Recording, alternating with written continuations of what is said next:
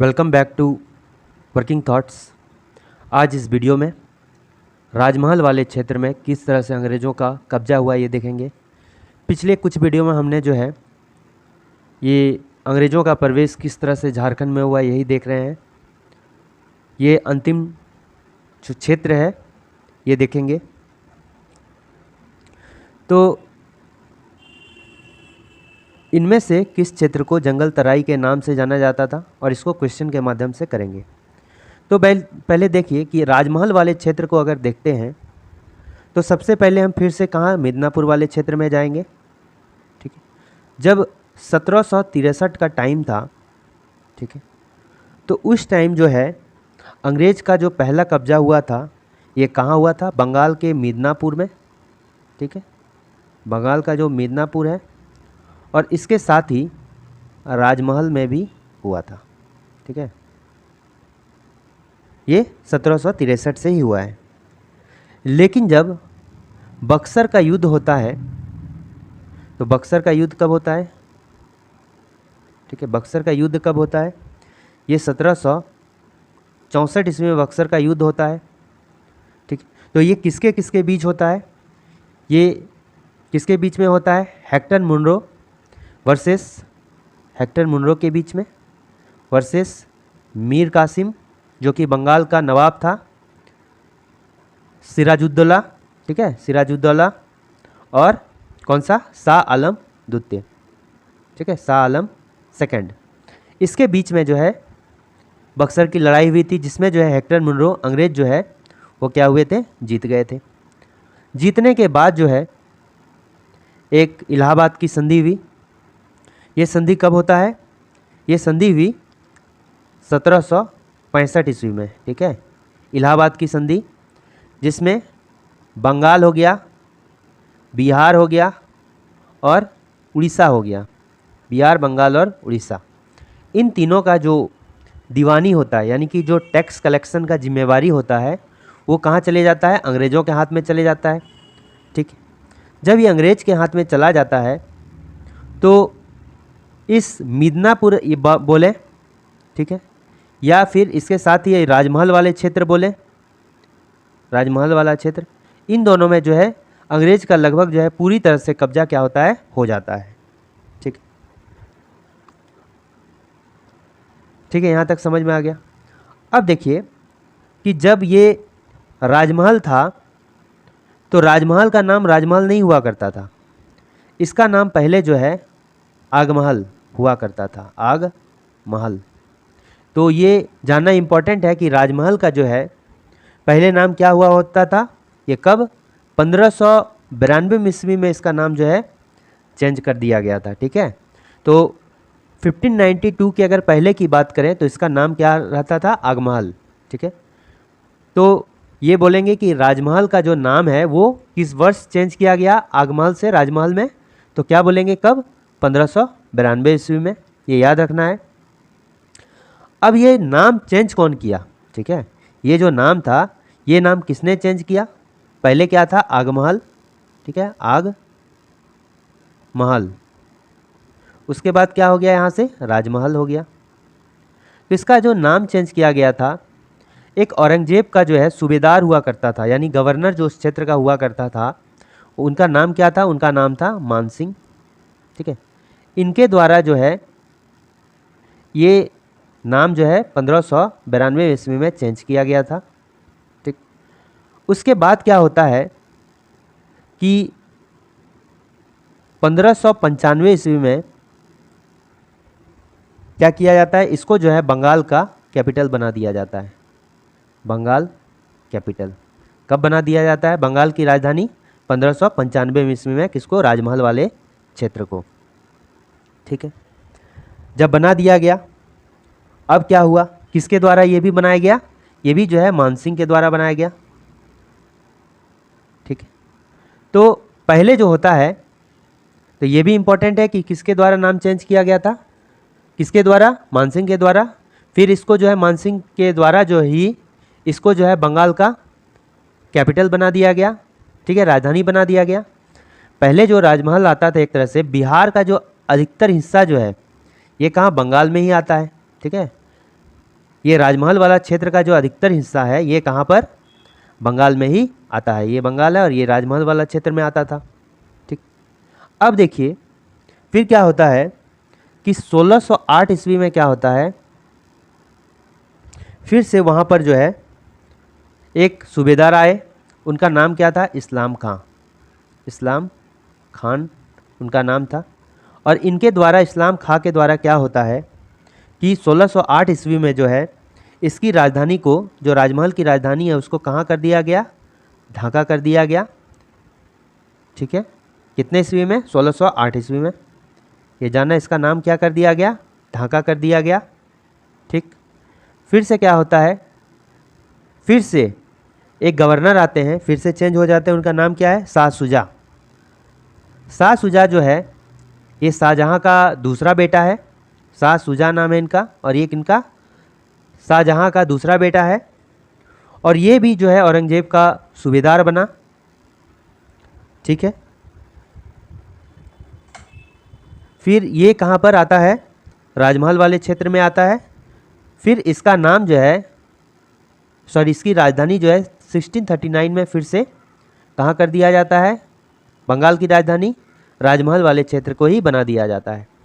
ठीक, अभी तक हमने जाना 1595 में आगमहल से नाम चेंज करके जो है 1592 में पहले आगमहल से इसका नाम चेंज किया गया राजमहल, किसके द्वारा, मानसिंह के द्वारा। फिर 1595 ईस्वी में ही मानसिंह के द्वारा इसका जो कैपिटल है, बंगाल का कैपिटल राजमहल को बनाया गया। फिर 1608 ईस्वी में एक सूबेदार आते हैं, इस्लाम खां। उन्होंने बंगाल के जो कैपिटल है उसको फिर से कहाँ पर, ढाका ट्रांसफ़र कर दिया, राजमहल टू ढाका। ठीक है, फिर से शाह शुजा आता है और 1639 में जो है इसका जो ढाका से फिर चेंज करके राजमहल ला देता है बंगाल के कैपिटल को। ठीक है, तो यानी कि कब कब बंगाल का कैपिटल जो है राजमहल को बनाया गया, ये देखते हैं। पहले तो 1595 से लेके 1608 ईस्वी तक ये कैपिटल रहा था। फिर 1608 ईस्वी से लेके 1639 तक जो है ये कैपिटल रहा है। राजमहल को जो है बंगाल का कैपिटल बनाया गया है। पहला वाला किसके द्वारा बनाया गया, मानसिंह के द्वारा, और दूसरा वाला शाह शुजा के द्वारा। यहाँ तक ठीक है। फिर जो है एक अंग्रेज़ का आदमी होता है जिसका नाम है डॉक्टर गैब्रियल बाउघटन। क्या नाम है, डॉक्टर गैब्रियल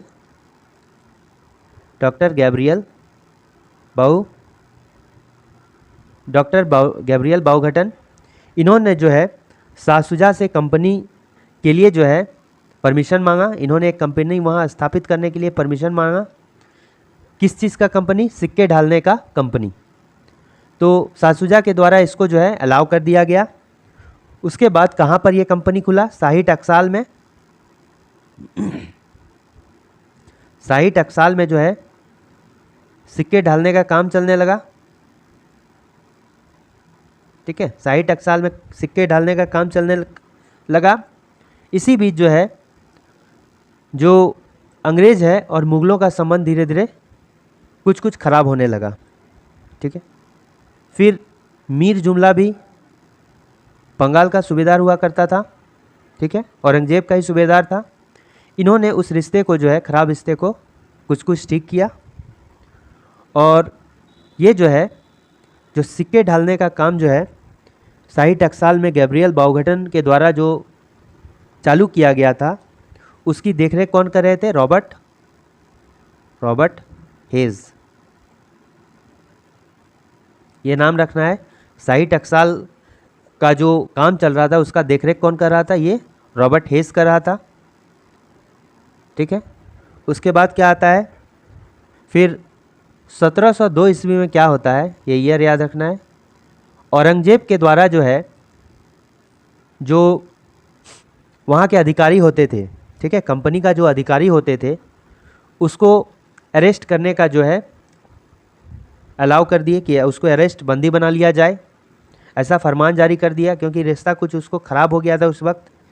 फिर जो है, फिर 1708 ईस्वी में और एक सूबेदार वहाँ पर आए, उनका नाम क्या था, अजी मुसान।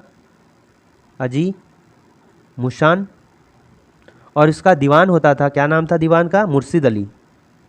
मुर्शिद अली जो है इसका दीवान होता था, मुर्शिद अली, अजीम उस्तान का दीवान। इन्होंने जो है रिश्ते को और ख़राब कर दिया, ठीक है। ये तो पहले से था ही। अजीम उस्तान और उसका जो दीवान है 1708 ईस्वी में जो है और ज़्यादा रिश्ता जो है अंग्रेज़ों का मुग़लों के साथ और ख़राब हो गया, ठीक है। फिर कुछ रिश्ता जो है 1710 ईस्वी तक जो है ठीक हुआ। उसके बाद क्या होता है कि 1700 जब 63 का समय आता है 1763 में, तो इस टाइम तो जैसा कि हम जानते हैं राजमहल वाले क्षेत्र में अंग्रेज़ों का कब्जा हो चुका। तो यहीं पर जो है मीर कासिम, जो नवाब था बंगाल का, मीर कासिम, और जो अंग्रेज़ अधिकारी थे वो उनका नाम क्या था? Major Adams. मेजर एडम्स के बाद बीच में काफ़ी लड़ाई हुई थी और यहाँ पर मेजर एडम्स क्या होता है कि जीत जाता है और इस वाले क्षेत्र में कब्जा कर लेता है। तो अगर बोला जाए तो किस ईयर में जो कब्जा हुआ था यहाँ पर राजमहल वाले क्षेत्र में, वो 1763 ईस्वी में कंपनी का जो है, यानी ईस्ट इंडिया कंपनी का जो है राजमहल वाले क्षेत्र में कब्जा हो गया। उसके बाद जो है जब यहाँ पर कब्जा कर लिया तो उसके बाद जो है ये, जैसा कि अंग्रेज़ जानते हैं कि एक जगह हम कब्जा कर लिया तो अब विस्तार की नीति करेंगे, तो यहीं से जो है विस्तार स्टार्ट हो गया था। साथ में मिदनापुर में भी पूरा तरह से कब्जा, यहाँ भी, तो विस्तार काफ़ी ज़ोर शोर से होने लगा। 1765 के बाद से जो है ये अंग्रेज़ जो है काफ़ी विस्तार को बल देने लगे, ठीक है। बंगाल के अलावे और आसपास के क्षेत्र में जो है कब्जा करने लगे थे। तो ये था राजमहल की कहानी, किस तरह से अंग्रेज़ों का यहाँ पर कब्जा हुआ था। अब क्वेश्चन को देखते हैं। क्वेश्चन में क्या है कि इनमें से किस क्षेत्र को जंगल तराई के नाम से जाना जाता है? चूँकि जंगल तराई को राजमहल के क्षेत्र को ही जाना जाता है, इसको एक दामने को के नाम से भी जाना जाता है। ये संथाल वाले में पढ़े होंगे दामने को, तो इसको जंगल तराई के नाम से किसको? राजमहल को, यानी संथाल परगना वाले क्षेत्र को जाना जाता है। अभी जो है राजमहल, संथाल परगना में राजमहल भी आता है कुछ क्षेत्र, और कुछ क्षेत्र जो है इधर भी आता है। नेक्स्ट हम देखते हैं क्या है क्वेश्चन। 1676 ईस्वी में अंग्रेज़ों के द्वारा किस क्षेत्र में एक व्यापारिक कंपनी की स्थापना की गई, जहाँ की शाही टकसाल के कंपनी के सिक्के ढाले जाने लगे? जैसा कि हमने कहा, ठीक है, कि जो डॉक्टर गैब्रियल बाउघटन थे, उन्होंने शाह शुजा से जो है परमिशन लिया था सिक्के ढालने के लिए, कंपनी का काम करने के लिए शाह शुजा से परमिशन लिया था, और वो जब अलाउ कर दिए तो रॉबर्ट हेज की देखरेख में जो है ये सिक्के ढालने का काम किया जाने लगा। कहाँ पर? ये संथाल परगना में, यानी कि राजमहल वाले क्षेत्र में, ठीक है। संथाल परगना में, राजमहल वाले क्षेत्र में, कहाँ पर? शाही टकसाल में। तो ये किसके अंतर्गत आता है? राजमहल वाले क्षेत्र या संथाल परगना वाले क्षेत्र में आता है। नेक्स्ट देखते हैं कि किस मुगल शासक ने 1702 ईस्वी में राजमहल, यहाँ राजमहल होगा, ठीक है, राजमहल कंपनी के अधिकारियों को बंदी बनाने का आदेश दिया। 1702 में जो है आदेश दिया है औरंगजेब, ठीक है, औरंगजेब जो थे उन्होंने आदेश दिया था। तो देखते हैं इसका आंसर क्या है। औरंगजेब इसका करेक्ट आंसर हो जाएगा ऑप्शन नंबर सी। और 1708 में जो है रिश्ता तो अजीम उस्तान और उसका जो दीवान था मुर्शिद अली खान ने और ख़राब कर दिया, ठीक है। तो नेक्स्ट क्वेश्चन को देखते हैं। प्लासी के युद्ध के लड़ाई के बाद, तो प्लासी का युद्ध कब हुआ था? 1757 ईस्वी में। किसने राजमहल क्षेत्र पर कब्जा कर लिया? 1757 ईस्वी में हुआ था प्लासी की लड़ाई। तो इसके बाद जो है किसने राजमहल के क्षेत्र पर कब्जा कर लिया था? तो किसने? सिराजुद्दौला ने। नेक्स्ट क्वेश्चन देखते हैं। किस अंग्रेज अधिकारी के नेतृत्व में 1763 ईस्वी में अंग्रेजों ने राजमहल क्षेत्र पर कब्जा कर लिया? तो इसका करेक्ट आंसर क्या होगा? कैमक हो गया, फर्ग्यूसन हो गया, एडम्स हो गया, ठीक है। तो मेजर एडम्स और मीर कासिम के बीच में उसमें काफ़ी लड़ाई हुआ और मेजर एडम्स के नेतृत्व में राजमहल वाले क्षेत्र में जो है 1763 ईस्वी में कब्जा कर लिया गया था। नेक्स्ट क्वेश्चन को आते हैं। मीर कासिम ने 1763 ईस्वी में किस क्षेत्र पर अंग्रेज़ों के साथ युद्ध किया? तो किस क्षेत्र में? राजमहल वाले क्षेत्र में।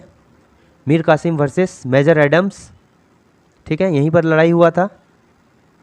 उसके बाद क्या होता है कि 1778 ईस्वी में क्या होता है? 1778 ईस्वी में झारखंड में प्रशासन हेतु एक बृहद योजना प्रस्तुत की गई। वो योजना जो है किसके द्वारा प्रस्तुत किया गया था? वो योजना रॉबर्ट ब्राउन के द्वारा प्रस्तुत किया गया था। झारखंड में जो है 1778 में है एक बृहद योजना प्रस्तुत की गई, किसके द्वारा? रॉबर्ट ब्राउन के द्वारा। नेक्स्ट क्वेश्चन को देखते हैं। झारखंड क्षेत्र का प्रथम नागरिक प्रशासक कौन था? तो नागरिक प्रशासक की बात करें, ठीक है, तो कौन था? ये था चैपमैन। तो ये 8 इंपॉर्टेंट क्वेश्चंस थे। Thanks for watching working thoughts.